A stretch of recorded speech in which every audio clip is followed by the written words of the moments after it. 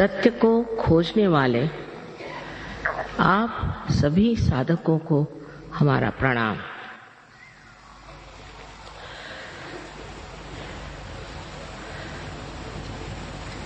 इस कलयुग में मनुष्य जीवन की अनेक समस्याओं के कारण विचलित हो गया और घबरा रहा।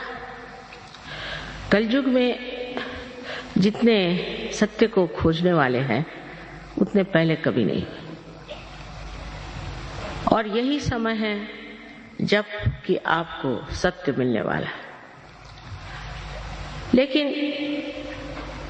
ये समझ लेना चाहिए कि हम कौन से सत्य को खोज रहे हैं, क्या खोज रहे हैं। नहीं तो किसी भी चीज के पीछे हम लग करके ये सोचने लग जाते हैं कि यही सत्य है। इसका कारण यह है कि हमें अभी तक केवल सत्य, एब्सोल्यूट ट्रूथ मालूम है। कोई सोचता है कि ये अच्छा है, कोई सोचता है वो अच्छा है, कोई सोचता है कि जीवन और ही तरह से बिताना चाहिए। तो विक्षुब्ध सारी मन की भावना और भ्रांति में इंसान घूम रहा। इस संभ्रांत स्थिति में उसको समझ में नहीं आता है कि आखिर क्या कारण है जो मेरे अंदर शांति नहीं। मैं शांति को किस तरह से अपने अंदर प्रस्थापित करूं। मैं ही अपने साथ लड़ रहा हूं, झगड़ रहा हूं, कुछ समझ में नहीं आता। यही कलयुग की विशेषता है और इसी कारण इस कलयुग में ही मनुष्य खोजेगा। पहले इस तरह की संभ्रांत स्थिति नहीं थी। मनुष्य अपने मानवता से ही प्रसन्न था। अब आप इस मानव स्थिति में आ गए। इस स्थिति में अगर आपको केवल सत्य मालूम होता तो कोई झगड़ा ही नहीं होता। हर एक इंसान एक ही बात सोचता और कुछ भी समझाने से, बतलाने से मनुष्य सिर्फ मानसिक हो जाता है, मेंटल हो जाता है। पढ़ पढ़ के भी मानसिक हो जाता है और उसमें कोई शांति नहीं मिलती, उसमें कोई आराम नहीं मिलता, उसमें कोई चैन नहीं आता। तो सत्य क्या है ये समझ लेना चाहिए। अब बात यह है कि मैं जो कुछ भी आपके सामने बात कहूं इसे आप एकदम से मान्य मत करें, क्योंकि अंधश्रद्धा से हम लोग पहले ही पीड़ित हैं। स्पेशली बंगाल में तो मैं सोचती हूँ यहाँ पर इस कदर तांत्रिक ये वो सब ने जकड़ डाला। और जब हम देखते हैं कि जो धर्म के नाम पे भी बहुत बोलते हैं और चलते हैं वो भी पीड़ित हैं, वो भी बीमार हैं, उनको भी ये तकलीफ है, वो तकलीफ है और वो भी आपस में लड़ रहे हैं, झगड़ रहे हैं। इसका मतलब उन्होंने अभी तक सत्य को प्राप्त नहीं किया, सिर्फ उसके बड़े बड़े इश्तिहार लगा के रखे। तब मनुष्य घबरा के पूछता है कि सत्य है क्या। सत्य और प्रेम ये दोनों एक चीज है। आश्चर्य की बात है इसका मिलाप लोग समझ नहीं पाते। समझ लीजिए आप किसी को नितांत प्रेम करते हैं तो आप उसके बारे में हर एक छोटी छोटी बातें जान लेते हैं, पर ये परमात्मा का प्रेम है, ये दैवी प्रेम है। इस प्रेम को सत्य मान लीजिए ऐसा मैं नहीं कहूंगी, पर यह सिद्ध हो सकता है। उसके लिए आपको इस मानव चेतना से, ह्यूमन अवेयरनेस से ऊपर उठना होगा। तभी आप समझ पाएंगे कि सत्य और प्रेम एक ही चीज है और ये दोनों ही चीज,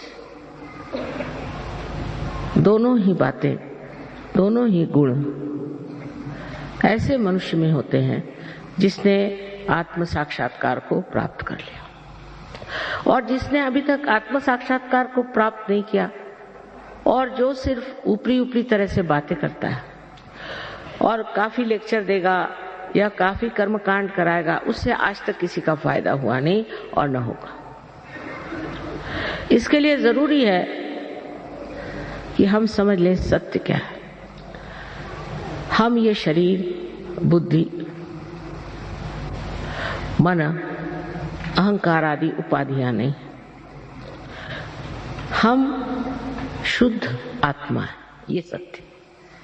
क्योंकि हम कहते हैं ये हमारा शरीर, ये हमारा मन, ये हमारी बुद्धि, हमारी हमारी हमारी, मेरी मेरी मेरी, ये मैं है कौन, इसे जानना है। और ये मैं ही शुद्ध आत्मा है जो आपके हृदय में विराजता है, वही शुद्ध आत्मा। उसको प्राप्त करना, उसका प्रकाश अपने चित्त में लाना ही एक तरह से आत्मा का दर्शन है। और दूसरा सत्य ऐसे है, जैसे आप देखते हैं चारों तरफ ये फूल हैं, कितने सुंदर फूल, और ये फूल जिस पृथ्वी तत्व से निकले हैं, कितना चमत्कार है कि हर एक तरह का फूल अलग अलग तरह से आता है और इसके लिए कुछ पैसा नहीं देना पड़ता। माँ का पृथ्वी तत्व जो प्रेममय है वो अपने आप इसको पनपाता है, सुगंधित करता है और रंग बिरंगों से भर देता है। ये एक महान आश्चर्य की बात है कि हम इस बारे में सोचते ही नहीं कि जीवित कार्य कैसे होते। जैसे किसी डॉक्टर से पूछे कि हमारा हार्ट कौन चलाता है, हमारा हृदय कौन स्पंदित करता है, तो डॉक्टर ये कहेगा कि इसकी एक ऑटोनॉमस नर्वस सिस्टम है। तो ये ऑटो है कौन? स्वयं चालित संस्था है। तो ये स्वयं कौन है? वो स्वयं ही आपका आत्मा है। इसको प्राप्त कर लेना, उसका प्रकाश अपने अंदर लाना, ये आत्म साक्षात्कार हो। और इस चारों तरफ फैली हुई परमात्मा की प्रेम शक्ति, जिसने ये सुंदर फूल उगाए जो हमारे हृदय को भी चलाते, उससे एकाकारिता करना, ये योग है। यही योग है और इसका जन्म सिद्ध अधिकार आप सब मानव जाति को है। लेकिन इसको प्राप्त करने के लिए अगर कोई मूढ़ हो तो वो नहीं प्राप्त कर सकता, कोई बेवकूफ हो वो नहीं, कोई उद्दाम मगरूर हो वो नहीं प्राप्त कर सकता। उसके लिए नम्रता चाहिए और मांग चाहिए कि हमें ये चीज चाहिए। हृदय से, प्रेम से अगर मनुष्य अपने को जरा सा भी देखे तो वो अब एक अधूरा है और उसके अंदर अनेक शक्तियां हैं जिसका प्रादुर्भाव, मैनिफेस्टेशन हो सकता है। लेकिन उसके लिए मनुष्य को यह समझना चाहिए कि आप नम्रता पूर्वक इसे अपने हृदय से मांगें, क्योंकि अगर प्रेम की शक्ति मांगनी है तो प्रेम पूर्वक ही मांगी जाती है। लड़ाई झगड़े से और परेशान करने से ये शक्ति कभी भी प्राप्त नहीं। इस शक्ति के बारे में आपको पहले बता ही चुके हैं वो कि त्रिकोणाकार अस्थि में ये शक्ति कुंडलिनी नाम की है। अब ये कोई नई बात मैं नहीं कह रही हूँ। हमारे शास्त्रों में छठी शताब्दी जबकि शंकराचार्य है, उन्होंने इस पर बात की। लेकिन 13,000 वर्ष मार्कंडेय ने कुंडलिनी की बात की, पर सब संस्कृत भाषा। इसलिए 12वीं शताब्दी में ज्ञानेश्वर जी ने इसकी बात की है, जब उन्होंने ज्ञानेश्वरी लिखी जो कि गीता पर टीका थी। उसमें 6 अध्याय में उन्होंने लिख दिया कि कुंडलिनी शक्ति से आत्म साक्षात्कार घटित होता। तो उस वक्त के जो धर्म मार्तंड थे उन्होंने कहा नहीं, ये निषिद्ध है, 6 जो अध्याय है निषिद्ध है, किसी ने पढ़ा नहीं लिखा नहीं। इस तरह से जो हमारे अंदर निहित छिपी हुई जो शक्ति है जो कि हमें उस स्थिति में पहुंचा सकती है, वो पूर्णतः एक अंधकार में, एक जिसको कहना चाहिए कि अज्ञान में, इग्नोरेंस में छिप गई। फिर हमारे यहाँ एक से एक बुद्धिमान लोग निकले, इंटेलेक्चुअल्स, जिसके लिए कबीर ने कहा है पढ़ी पढ़ी पंडित मूर्ख भय। पहले मैं सोचती थी कि पढ़ पढ़ के पंडित मूर्ख कैसे हो जाएंगे, ऐसे कैसे हो सकता, लेकिन मुझे बहुत मिले ऐसे। उनसे बात करने से पहले वही बोले जाते थे और क्या बोलते थे भगवान जाने, ये किताब में लिखा, वो किताब में लिखा। मैंने कहा आपकी किताब में क्या लिखा है वो बताइए। तो हम अपने से अनभिज्ञ, अपने से अपरिचित दूसरों ही की बातें अपने खोपड़ी में भर लेते हैं। ये तो इंटेलेक्चुअल साइड हो गई। और दूसरी हो गई भक्ति की साइड, तो उसमें भी एक तरह का नशा, एक तरह का नशा है, चेतना नहीं। दोनों चीज में एक तरह से वास्तविकता से दूर, असलियत से परे, रियलिटी से बिल्कुल दूर हम खड़े हुए। अब आपको एक उदाहरण देंगे। आपके यहाँ हरे रामा हरे कृष्णा का बड़ा जोर चल रहा, लेकिन शिकागो में मैं गई थी तो वहां शिकागो में उनके अब जो गुरु हैं वो आए, तो वो बिल्कुल पतली धोती पहन के और ऊपर एक बनियान पहन के आए, और इतनी ठंड थी कि मैं तो शॉल में भी ठिठुर रही थी और वो भी ठिठुर रहे थे। मुझे मिल आया, मैंने कहा ये आप क्या पहन रहे हो, ये ऐसी पतली धोती क्यों पहने हो भाई, इतनी ठंड है, मैं तो माँ हूं ना। तो दुख लगा कि ये बेचारा धोती क्यों पहने। सो कहने लगे कि भाई बात यह है कि मेरे गुरु ने कहा कि आपको धोती पहने चाहिए तभी आपका मोक्ष होगा। मैंने कहा अच्छा। हमारे भारतवर्ष में 80% लोग धोती पहनते, बंगाल में तो और भी ज्यादा। और इन सबका अगर मोक्ष होने वाला है तो तुमको स्थान कहाँ मिलेगा। फिर उसने बाल सब मुंडाए हुए थे बेचारे ने, और एक चोटी रखी हुई थी। सो मैंने कहा ये बाल क्यों मुंडा लिए। कहले गुरु ने कहा जब तक बाल नहीं मुंडाओगे तब तक तुम्हारा मोक्ष नहीं हो सकता। उस पर कबीर ने एक बड़ा सुंदर कहा है कि बाल मुंडाने से आप स्वर्ग में जा सकते हैं, तो जिस मेंढे के हर साल 2 बार बाल मुंडाए जाते वो आपसे पहले पहुंच जाएगा। और वो इसको मानते हैं बड़े श्रद्धापूर्ण रीति से, और मुझसे नाराज हो गए कि आपके मैं गुरु के विरोध में बोल रहे हूँ। नहीं, मैंने कहा मैं तो माँ हूं ना, तो इसलिए पूछ रही हूँ कि भाई ये अपनी दुर्दशा क्यों बनाए। फिर दूसरी बात समझने की है कि उपवास करो, ये नहीं खाओ वो नहीं खाओ, उपवास करो, सर के बल खड़े हो जाओ, ये करो। कहने काय के लिए, मोक्ष प्राप्ति के लिए। घर परमात्मा आपके पिता स्वरूप प्रेम स्वरूप है, तो कौन पिता चाहेगा कि अपना बच्चा सर मुंडा के पतली सी धोती पहन करके सर के बल खड़ा हो जाए अपने पिता से मिलने के लिए। बताइए कितनी अजीब सी बात है। कोई पिता चाहेगा कि अपना बच्चा भूखा मरे। और माँ को तो अगर सजा देना तो खाना बच्चे बंद कर देते, हम खाना नहीं खाएंगे, हो गया माँ खत्म। कुछ भी गुस्सा आएगा उनका खत्म हो जाता। आप तो माँ को बहुत अच्छे से जानते। तो कौन ऐसा विचित्र तरह का आलंबन है जिससे आप इस मोक्ष को प्राप्त हो सकते। आप जब मनुष्य हुए तो आपने कितना पैसा खर्च किया। आप कौन से तांत्रिक के पास गए थे कि गुरु के पास गए थे, कुछ किया था? आप मनुष्य तो हो ही गए ना।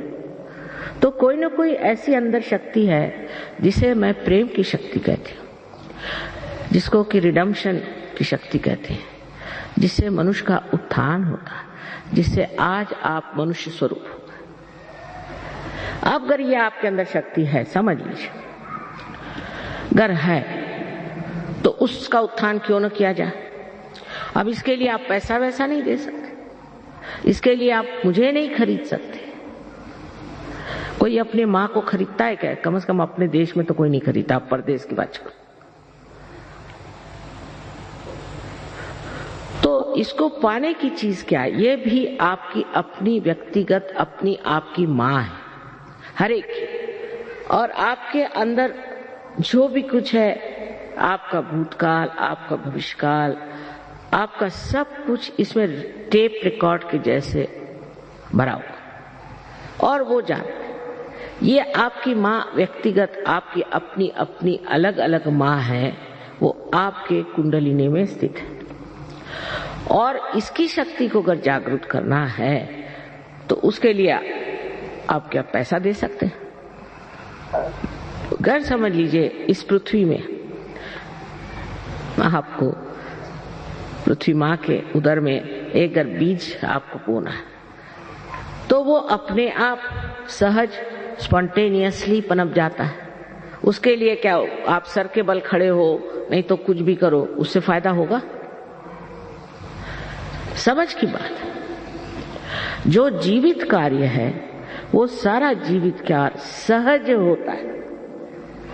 सहज का माने दूसरा और ये कि सह माने आप और ज माने आपके साथ पैदा हुआ, ये योग का अधिकार है, इसे आपको प्राप्त कर लेना चाहिए। फिर उससे अनेक लाभ हैं। मुझे पता नहीं योगी जी ने आपसे क्या क्या लाभ बताए, लेकिन एक संसार में आप अगर किसी से प्यार करते हैं तो आप नहीं जानते कि सूक्ष्म में उससे कितने लाभ होते हैं। अगर आप प्यार करते हैं और वो भी आपसे प्यार करता है तो दोनों के आदान प्रदान में एक बड़ी सूक्ष्म सी संवेदना होती है जो बहुत सुखदायी और शांतिमय होती है। पर आजकल ऐसा प्यार तो देखने को नहीं मिलता, ऐसी तो कोई व्याख्या भी नहीं कर सकता, ऐसे कोई सेंटिमेंट्स ही नहीं होते। एक दूसरों को नीचे गिराने में, इसकी उसकी गर्दन काटने में ही हम लोग लगे। प्यार की तो बात छोड़ी, यहाँ तक कि जो बड़े भक्ति योग फलाना ठिकाना प्रीच करते हैं और बिठाकर लोगों से भक्ति कराते हैं, वो सब लोगों का ध्यान सिर्फ पैसा लेने पर है। ये समझ लेना चाहिए। इस पृथ्वी माँ को आपने कितना पैसा दिया है जो ऐसे सुंदर सुंदर फूल आपको दे रही है। पहली तो चीज है कि आप प्यार को खरीद नहीं सकते, खरीदा हुआ प्यार नहीं होता। और प्यार की महिमा आप तभी जान सकते हैं जब आप इस महान चैतन्य के प्यार में डूब जाए। आपकी बारीक बारीक चीज भी वो देखता है और समाता है। जैसे आज की बात बताएं कि नागपुर में बहुत अच्छे गाने वाले हैं, बजाने वाले हैं, तो मैंने कहा कि न जाने उनको बुला लें तो अच्छा रहेगा यहाँ पर, क्योंकि बंगालियों का गाना तो बंगालियों ने सुना ही है, दूसरा कोई सुनाए तो अच्छा रहे। और देखिए सवेरे पहुंच गए वो अपने आप से। मैंने कहा आप कैसे आए? तो कल दुर्गापुर में हमारा प्रोग्राम है, वहां हमें जाना था तो हम आ गए। आपको सहज में ऐसी बातें होती हैं कि चमत्कार पे चमत्कार हो रहा है।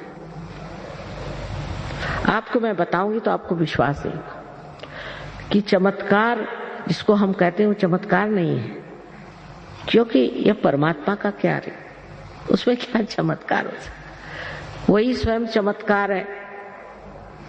हमारी दादी जी एक किस्सा सुनाती थी बहुत मजेदार, कि एक इंसान परमात्मा को मिलने चला तो उसको रास्ते में एक आदमी था, वो सर के बल खड़ा था। वो कह रहा था भाई मैं तब से सर के बल खड़ा हूं, मुझे भगवान कब दर्शन देंगे?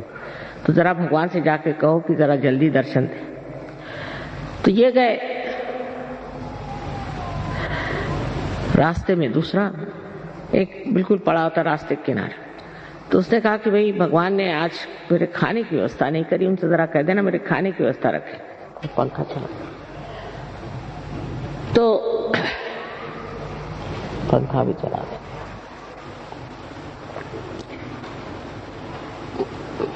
तो इन्होंने कहा कि अच्छा हम कह देंगे भगवान से। तो ये भगवान के पास जब गए तो उनका काम हुआ सो हुआ। उसके बाद भगवान ने पूछा कि भाई और कोई बात है? कहले हाँ एक बात है, वहाँ एक आदमी है बेचारा सर के बल खड़ा है, आपका इंतजार कर रहा है, आप ऐसा क्यों नहीं करते कि थोड़े उस पर मेहरबानी कर दें? कहला उससे कहना और थोड़े दिन करते रहो तो अच्छा रहेगा, हो जाएगा। उसके बाद दूसरे आदमी के बारे में उनका कि साहब उसको तो खाना नहीं मिला, ऐसे रास्ते पड़ा, कह रहा था भगवान से कह देना। अरे उनका खाने में ये कैसे हो सकता, एकदम उसका इंतजाम करो। तो ये अचंभे में पड़ गया कि वो तो सर के बल पर खड़ा है तब से, उसकी कोई परवाह नहीं, और ये ऐसे रास्ते पर ऑर्डर दे रहा और इसकी इतनी परवाह करे। अब ये प्रेम की बात। तो उनसे परमात्मा ने कहा अच्छा तुम ऐसा करो, तुम नीचे जा रहे हो ना, तो दोनों से एक ही बात कर। क्या बात?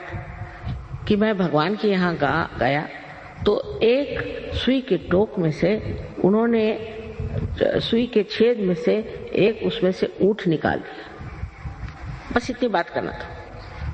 तो ये आए नीचे, तो पहले इनको वो मिला जो कि सर के बल खड़ा था, फिर जरा उनका भाई तुम ठीक आ जाओ, कहा कि अच्छा हम आएंगे कभी, भगवान ने कहा तो और क्या देखा तुमने भगवान? अरे मैंने बड़ा आश्चर्य देखा कि उन्होंने सुई के छेद में से एक ऊंट निकाल दिया। अरे कहने क्या झूठ बोल रहे हो? भगवान के यहाँ क्या हुआ है, तुम तो मुझसे झूठ बता रहे। अच्छा कहने फिर वो दूसरा आदमी था उसके पास, अरे हाँ खाने का तो इंतजाम हो ही जाता, मैंने सोचा ऐसे ही बता दें। तो और क्या देखा तुमने? तुमने बताया कि एक आश्चर्य की बात कि एक सुई के छेद में से उन परमात्मा ने एक ऊंट को निकाल दिया। अब इसमें जो सूक्ष्म बात है वो समझिए। तो वो कहता है इसमें आश्चर्य कौन सा? अरे वो परमात्मा है। वो ऊंट तो क्या दुनिया ही निकाल दे, न जाने विश्व के विश्व निकाल दे, वो परमात्मा है। तुम क्या समझते हो अपने को? ये एक नितांत विश्वास, क्योंकि आत्म साक्षात्कारी आदमी को उसका जो विश्वास होता है वो अंधा विश्वास नहीं होता, वो साक्षात में विश्वास। साक्षात कोई भी चीज अंधे से मान लेना ये मनुष्य के लिए शोभा नहीं देती। आप पहले इसका साक्षात करिए, पहले आप सत्य को जान लीजिए, और सत्य को जानने के बाद आप जानिएगा कि आप कितने महान और गौरवशाली हैं। अभी तो आप अपने बारे में कुछ जानते ही नहीं।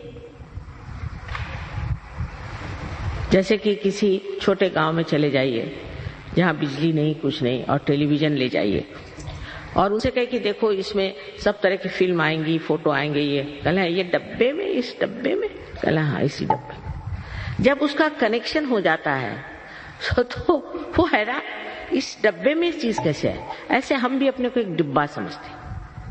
और खासकर बंगाल में मैंने देखा है कि इंसान बहुत निराश रहता है हमेशा, और रोने के गाने गाते रहता है, रोने में रहता है। अब दिन बदल गए, ये समझना चाहिए कि नया समय आ गया। ये बड़ा एक विशेष समय, इसको मैं ब्लॉसम टाइम कहती हूँ, बसंत बहार कहती हूँ। लेकिन बहुत से लोग इतने निराश हो गए, इतने निराशा में फंसे हुए हैं कि वो समझ ही नहीं सकते कि इस निराशा के बाद एक बड़ी भारी सुबह होने जा रही जो सारे दुनिया में छा जाएगी, और वो आज का समय है। लेकिन सहयोग में एक ही बस बात है कि आत्म साक्षात्कार हो जाएगा, कुंडलिनी का जागरण हो जाएगा, सब कुछ हो जाएगा। लेकिन उसके बाद आपको इसको बहुत पल्लवित करना है, बढ़ाना है, वृक्ष बनना है। यही लोग कम हो जाते हैं। जैसे अभी मेरे लेक्चर में इतने लोग आए, पिछली मर्तबा से कम आए, क्योंकि इसमें कुछ न कुछ बनना होता है। ये नहीं कि मैं सहयोगी हूं, नहीं। सहयोगी का मतलब ये कि आपके अंदर क्या क्या शक्तियां जागृत हुई। सबसे तो पहले आपको वो स्थिति मिलती जिसे हम लोग निर्विचार समाधि कहते हैं। विचार हमारे अंदर आते हैं और जाते हैं, भूतकाल से भविष्यकाल तक हम सोचते रहते हैं, पर वर्तमान को हम नहीं जानते, और वर्तमान असलियत है। तो विचार उठे नीचे गए, फिर विचार उठे नीचे गए, उसके बीच में एक जगह है जिसे विलंब कहते हैं, पॉज। वो विलंब को हम नहीं पकड़ पाते जहां वर्तमान है। या तो आगे की बात सोचते, पीछे की, जैसे अभी जिनको जाना है वापस सोच रहे होंगे कि अब ट्रैम मिलेगी नहीं, बस मिलेगी नहीं, ये है नहीं, वो नहीं है। या तो पिछली बातें सोचते रहे। और मैं अगर कहूं कि अभी वर्तमान में आप खड़े हो जाइए तो नहीं हो सकते, क्योंकि एक विचार उठा खत्म, दूसरा विचार उठा खत्म, और हम उसके ऊपर में नाचते रहते हैं। लेकिन जब कुंडलिनी जागृत होती है तो ये विचार लंबाकृत हो जाते हैं, ऐसे रिलैक्स हो जाते हैं, लंबाकृत, और उसके बीच में जो जगह बन जाती है और वर्तमान में आप खड़े हो जाते हैं। और जब आपका चित्त वर्तमान में होता है तो आप कुछ नहीं सोचते, निर्विचार, और निर्विचार में आनंद झरने लग जाता है। अब जैसे यहाँ एक बड़ा सुंदर कारपेट है, एक उदाहरण के लिए, तो मैं कहूंगी भाई कितना सुंदर है, अब मैं करिए, मेरा है तो मेरे लिए सर दर्द हो जाएगा कि भाई खराब न हो जाए, ये नहीं वो नहीं, इंश्योर करो, सब जो होते हैं प्रॉब्लम्स कोई चीज पाने की। और मेरा नहीं दूसरे का है तो मैं ये सोचूंगी कितने का मिला, कहाँ मिला, कब पाएंगे ये। लेकिन अगर हम निर्विचार इसे देखें तो इसको बनाने में जिस कलाकार ने अपना आनंद गूंथ दिया है, वही आनंद सर से लेकर नीचे तक ठंडा ठंडा बहना शुरू हो जाए और उस आनंद में आप स्नात हो जाएंगे। जब आप निर्विचार हो जाते हैं तब आप अपने शांति में खड़े हो जाते हैं।